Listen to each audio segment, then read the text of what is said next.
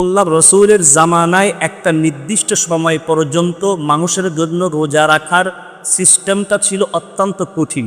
কেমন কঠিন? আমরা তো এখন ইফতারের পর থেকে নিয়ে সুবহে সাদিক হওয়ার আগ পর্যন্ত আমরা খাইতে পারি, পান করতে পারি, স্ত্রীর সঙ্গে থাকতে পারি। কিন্তু আল্লাহ রসুলের জামানার একটা সময় পর্যন্ত সাহাবায়ে কেরামদের রোজা রাখার সিস্টেম ছিল যে তারা ইফতারের করার পর যদি কেউ একবার ঘুমিয়ে পড়তো তাহলে সে আর খাবার গ্রহণ করতে পারত না। বুঝেন? মানে হচ্ছে ধরেন একজন ব্যক্তি রোজা রেখেছে সারাদিন, রাখার পরে ইফতারি করেছে, ইফতারি করার পরে ইচ্ছাকৃত ঘুমাইছে অথবা তার ক্লান্তি আসছে সে ঘুমায় পড়ছে, তাহলে উক্ত ব্যক্তি আর সারা রাত্রি স্ত্রীর কাছেও যাইতে পারবে না, কোনো কিছু খাইতে পারবে না পরের দিন ইফতারির আগ পর্যন্ত। এটা কঠিন না সহজ? আর কঠিন না সহজ? আপনি ইফতারের পর ঘুমাইলেন, আপনার উপর সারাদিন সারা রাত কিছু খাইতে পারবেন না, কষ্ট হবে না? সারা রাত খাইতে পারলেন না, সারাদিনও খাইতে পারলেন না, এটা কষ্টকর বিষয় না? কিন্তু এই সিস্টেমটা কি আমাদের জন্য আছে? না। আমরা এখন ইফতারি পর থেকে নিয়ে সুবহে সাদিক হওয়ার আগ পর্যন্ত খাইতে পারি, পান করতে পারি, স্ত্রীর সঙ্গে থাকতে পারি। কিন্তু আল্লাহ রসুলের জামানার একটা সময় পর্যন্ত এটাও নিষিদ্ধ ছিল যে কোনো ব্যক্তি যদি ইফতারের পরে কোনো একটা সময় একবার ঘুমিয়ে পড়ে তাহলে সে আর কোনো কিছু খাইতে পারবে না, স্ত্রীর কাছে যাইতে পারবে না পরের দিন ইফতারের আখের দিন। কিন্তু আল্লাহ তাআলা এটা আমাদের জন্য কি করেছেন? সহজ করে দিয়েছেন। পরবর্তীতে একজন সাহাবী ছিলেন কায়েস বিন কায়েস রাদিয়াল্লাহু তাআলা আনহু। এই সাহাবী দরিদ্র সাহাবী ছিলেন, গরিব সাহাবী ছিলেন।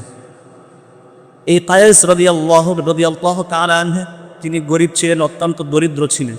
তো তিনি রোজা রাখলেন, রাখার পরে তিনি যেহেতু গরিব মানুষ সারাদিন ক্ষেত খামারে খাজুরের বাগানে কাজ করেন। তো আল্লাহর নবীর এই সাহাবী রোজা রেখে সারাদিন মাঠে ঘাটে কাজ করেছে, খেজুরের বাগানে কাজ করেছে। করার পরে সে সন্ধ্যাবেলায় বাড়িতে আসার পরে স্ত্রীকে ডাক দেয়া বললেন, বিবি আমি তো সারাদিন রোজা রেখেছি, আমার অত্যন্ত পিপাসার্থ, আমি ইফতারির সময় হয়েছে, বাড়ি থেকে কোনো খাবার উপস্থিত আছে কিনা, যদি খাবার থাকে তাহলে আমাকে খাবার দাও, আমি ইফতার করব। এইবার স্ত্রী কায়েস রাদিয়াল্লাহু তাআলা আনহুকে ডাক দেয়া বললেন, এই মুহূর্তে তো বাড়িতে কোনো রকম খাবার উপস্থিত নাই, আপনাকে আমি কি দ্বারা ইফতার করাবো?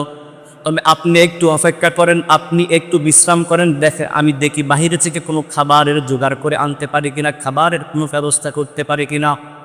কায়েস রাদিয়াল্লাহু তাআলা আনহু সারাদিন রোজা রেখে অত্যন্ত পরিশ্রম করেছেন, বাগানে কাজ করেছেন।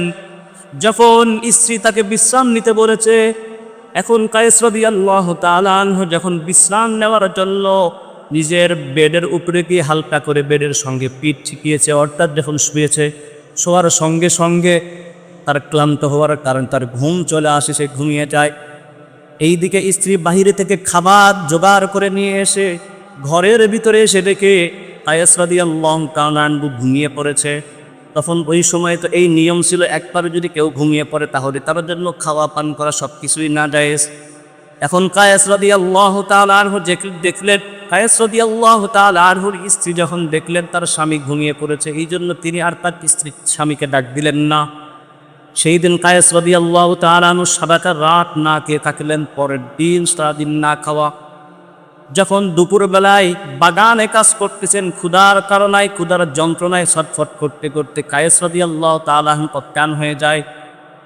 এই খবর যখন আল্লাহ রাসূল সাল্লাল্লাহু আলাইহি ওয়াসাল্লামের কাছে চলে গেল, ইয়া রাসূলুল্লাহ, আপনার একজন সাহাবী কায়েস রাদিয়াল্লাহু তাআলা আনহু আগের দিন রোজা রেখেছে, ইফতার করতে পারে নাই, রাত্রে খাবারটাও খেতে পারে নাই, পরের দিনও না খাওয়া না খেয়ে রোজা রেখেছে। এখন যখন সে বাগানে কাজ করতে গিয়েছে, ক্ষুধার যন্ত্রণা সহ্য করতে না পেরে সে অজ্ঞান হয়ে গিয়েছে, এটার সমাধান কি? এই মুহূর্তে আল্লাহ পাক রব্বুল আলামিন আয়াত নাজিল করে সমাধান দিয়ে দিলেন যে কুলু ওয়াশরাবু হাত্তা ইয়াতাবায়্যানা লাকুমুল খায়তুল আবিয়াদু মিনাল খায়তিল আসওয়াদি মিনাল ফাজর। আল্লাহ পাক রব্বুল আলামিন আল্লাহর রাসূলকে জানিয়ে দিলেন, ইয়া রাসূলুল্লাহ, যেই সিস্টেম ছিল কোনো ব্যক্তি ইফতারের পরে একবার ঘুমিয়ে পড়লে খাবার বহন করা যেহেতু আপনাদের জন্য নাজায়েজ ছিল, এই সিস্টেমটাকে আমি আজ থেকে বাতিল করে দিলাম, আজ থেকে আপনার উম্মতের জন্য আমি সহজ করে দিলাম। যে ইফতারের পর থেকে নিয়ে সুবহে সাদিক হওয়ার আগ পর্যন্ত আল্লাহর উম্মতেরা চাইলে খেতে পারবে, চাইলে সে স্ত্রীর সঙ্গে সহবাসী করতে পারবে, কোনোই সমস্যা হবে না। সুবহানাল্লাহ। কষ্টটাকে কি করে দিলেন? লাঘব করে দিলেন। যদি ওই কষ্ট, ওই সিস্টেমটাই যদি থাকতো যে ইফতারির পরে কেউ যদি একবার ঘুমিয়ে পড়লে সে আর খাবার গ্রহণ করতে পারবে না, কোনো পানীয় পান করতে পারবে না, আমাদের জন্য রোজা রাখা কষ্ট হয়েছে না সহজ হইতেছে? আপনি তারাবি পড়তে গিয়ে ঘুমিয়ে পড়েছে, তারা বিশেষ করে ঘুমিয়ে পড়েছে, এখন আপনার জন্য তো খাওয়া না যায়, এখন না খেয়ে সারাটা দিন সারাটা রাত কাটানো সহজ না কঠিন? কঠিন। আল্লাহ তাআলা এই রোজাকে আমাদের জন্য কি করে দিয়েছে? সহজ করে দিয়েছে। এত সহজ হওয়ার পরও মানুষ রোজা রাখতে চায় না কেন? এত সহজ হওয়ার পরও কেন মানুষ রোজা রাখতে চায় না? আল্লাহ পাক রব্বুল আলামিন, আল্লাহ রাসূল সাল্লাল্লাহু আলাইহি ওয়াসাল্লাম এই সমস্ত ব্যক্তিদের উপর লানত কেন করেছেন? এই জন্যই তো করেছেন। এত সহজ রোজা রাখা, তারপরও মানুষ যখন এত সহজ হওয়ার পরও যখন রোজা রাখে না, আল্লাহ রাসূল তাদের উপর কি করেছেন? লানত।